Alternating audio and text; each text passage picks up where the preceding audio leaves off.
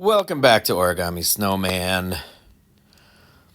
I'm going to tell you a little story about my mother. It's a true story. Um, it sounds like a what's it called? What do you call it when somebody's got a fun little story that they tell at parties? I can't remember. There's a word for it. I just can't remember. It sounds kind of like an embellishment, but it's not. It's really not. So my mother was born in 1949 to the let's my grandparents. They had met shortly after the war ended. World War II. That's the one, not the Civil War or anything. But they'd met shortly after the war. They'd grown up in a very small coal mining community in Kentucky, and they'd known of each other. They had known about each other, like the way you kind of are like, oh yeah, that's so and so's brother, that kind of thing. But they didn't really meet or show interest in each other until my grandfather came back from the war. And the story is that they were at the grocery store, and my grandmother, they were still using like ration stamps and stuff like that. So this was like literally right after he got back from the war. The war may have still been going on, but he had already served 2 tours of duty, one in the Army and one in the Navy. He was a cook in both. And so he was back, and she didn't have enough of a certain kind of ration stamp to pay for whatever it was she was buying. And so he was standing in line behind her, so he gave her the stamps she needed. Very, very gallant. Anyway, fast forward, they had a little baby girl. And so my mother was born to people who were of a certain generation, we'll say, and from a certain culture that wasn't particularly keen on taking their lumps. We'll just put it that way. They were pretty tough folks. You didn't mess around with my grandparents or their people. They were hill people. My great uncles on my grandmother's side, they were moonshiners. And I don't know too much about the family on my grandpa's side, except that my grandpa kept his distance a little bit. His brother, I tell you, his brothers, when I was a little kid, I thought my great uncles were all bikers. They all kind of had that, gruff kind of, one of them, his name was Joe, but nobody called him Joe. They called him Butch. That was just, that's how it is. One of my cousins went to prison for murder. So like, it's just a rough side of the family. Okay. Now, my mother being raised by these people, these savages, these mongrels, these quite literal hillbillies, she was very, very sweet. She was a very sweet lady. Still is. She's still alive. I'm talking about her like she's dead. She's alive and living in Florida. She was not a prodigiously proportioned individual. She was very small, partially because I don't know how much her size was related to an accident that happened when she was 2. They, I believe, were, I don't know where they lived. I think they lived here in Indiana at the time. But she was in a car accident and went through the windshield. And they say she was 2, but I don't know. Maybe she wasn't 2. I don't know. But she ended up in a coma, and they didn't think she was going to live. She had, plenty of injuries, head injuries and other interesting things. And I don't know if that stunted her growth. It did give her a weakness in her leg, which resulted in a lifelong, limp. She's always walked with a limp as long as I've known her, which is most of my life. But she's very short. My mother is 4'9" and a quarter, although she's in her 70s now. I have a feeling that she's worn off that quarter. I think her spine has probably compressed sufficiently to have eliminated that last little bit of measurement. But so she's a little lady. She was always very, very small. You know, growing up, she was barely 100 pounds. You know, just itty bitty, tiny little thing. And she was always very, very courageous. Never ever turned down work if it came her way. After my parents got divorced and we had nothing. I mean, we we got free lunches at school. We got government food. We were hard up, and as a result, I am very much in support of social programs that help families who are struggling. So if you ever want to have a conversation with me about where your tax dollars go, I'm all for my tax dollars going to help people in need. So moving on past that little diatribe, my mom was tough. You know, I remember her working like 4 jobs at a time to just keep us in our house. I remember we would vote on do we want toilet paper this week or do we want milk, because we can't afford both. Apparently my sister's vote counted for more than mine, but we always ended up with toilet paper. I think my mom's logic was you can get milk at school. That she's not wrong, and toilet paper is pretty impressive. It's impressive. Yeah, I can imagine doing that job. It's pretty important. But oh, hello. So we got food drive food, and the church helped us. I mean, we were not proud people. We took help wherever we could get it, and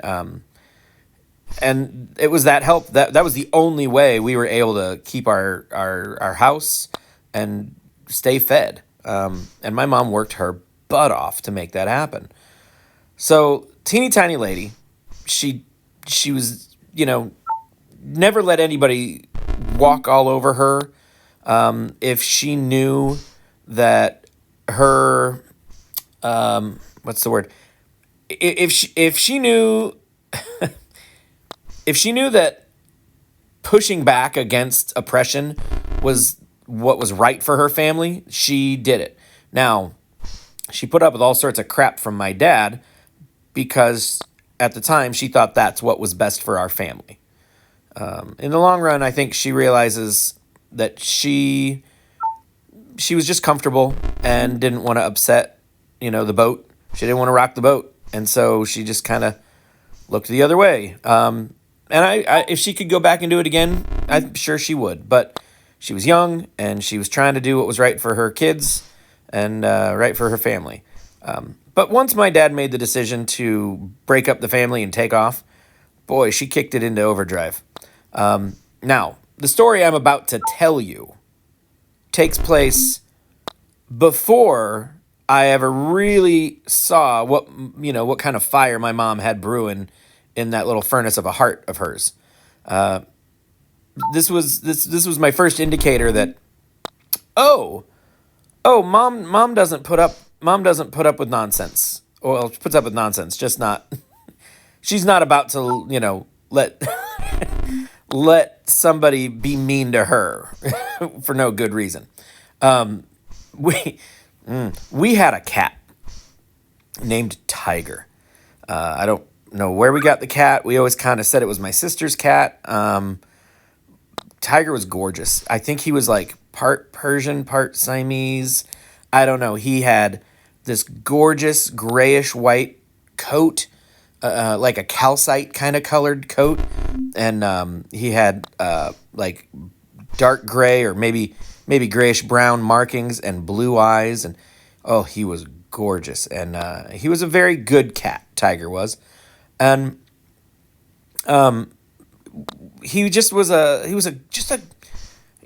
the kind of cat you want. He was around when you wanted him. He'd take off when you didn't want a cat on you. He just everybody loved Tiger. Now, Tiger, maybe I'm biased because Tiger was a little bit protective of me. So much so that he would know that if I was crying, he kind of he didn't like that. He didn't like when I cried. I don't know if it was maybe the noise, but I like to think that he just was very protective of tiny little Matt. And so if I cried, let me back up just a second before I finish that sentence. You need to know, knowing the generation that my parents were raised, like that generation, their own parents, corporal punishment was not just allowed in a family setting, but it was expected. People would say, you need to hit your kid. You got to go give that kid a spanking. That kid needs slapped across the mouth, that kind of thing. And yes, I was spanked. I was even once open hand slapped across the face so hard that I learned manners. So I'm not going to say that it didn't do me some good. I certainly wouldn't try it on my kids because that's just not how we do anymore. It's not, we learn different things from slaps nowadays. And I don't think I ever got hit when I didn't need it or didn't deserve it, or I was never unjustly pummeled. So now I have a feeling that my parents both were unjustly pummeled and probably with much greater frequency than they pummeled us. So I got spanked. Now Tiger knew that if Matt was crying, he either did something dumb and like fell down the stairs or jumped off the stone wall in the backyard and landed on his stupid head. Or that was a terrific shot. Or Mama whacked him upside the rear end. That's not usually how we put that, but he knew that if I was crying, there was a pretty good chance that it was because I got a spanking. And who gave the spankings? The lady with the curly brown hair. So when I would cry, Tiger didn't like that, and so knowing that the source of my anguish was probably the lady with the curly brown hair, Tiger would go to the lady with the curly brown hair and he'd bite her. Yeah, he had my back. Good old Tiger. And Mom would, hey, and she'd swat at the cat and he'd run off. He just needed to make his displeasure known. He was like her. He didn't want this injustice to go without some kind of note of disapproval. So yeah, I got hit, Mom got bit. That was the end of it. That was almost a wrap.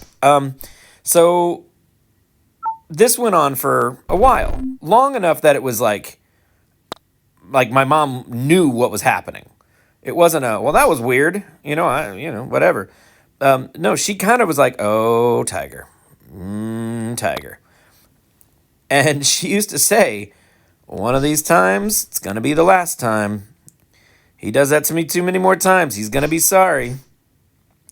And we got to a point where I don't think Mom was satisfied with the quality of the remorse that I was showing post spanking. Maybe there was some kind of rebellious glint in my eye where she thought, uh-oh, he didn't learn not to do it. He just learned to do it better. Great. I'm going to have to hit him again for this. I don't remember what I had done or why I was, getting a spanking. I just know that I got a spanking. Tiger came running in, jumped up, bit my mother on the hand, and my mother grabbed that cat and bit him back. Yep, just like some kind of feral cave woman. and yes, that was the last time that Tiger ever bit my mother. I don't know how hard she bit the cat, but I think it was hard enough to let him know this is not acceptable. You are a guest in our home. You are not to bite the matron of the family. Why can I not? I'm not doing well in this hole. So yeah, if you ever wonder why is Matt the way he is, it's because I was raised by a woman who bit cats. You're lucky that I'm not out there committing crimes. Although I'm gonna say this is not a funny story. This is just an unfortunate story on the topic of me not committing crimes. There was a report of a guy in our town trying to abduct young girls, and the description that came back was white male, late 40s, medium build, bald with a beard. I don't know if you remember the video entitled A Story About My Face, but that is pretty much the story about my face. They 100% described me. Yep. That was upsetting. But I have video proof that I was driving a school bus at that precise time on that precise day, so it wasn't me. Anyway, yeah, my mom bit a cat. That's the story that I wanted to share with you. Thank you guys so much for watching. I love you so much, and thanks for sticking around. You guys are incredible and amazing, and I need this. I need to do this, and I couldn't do it if nobody was watching. So thanks for watching. I love you guys so much, and I hope to see you in the next one. Goodbye.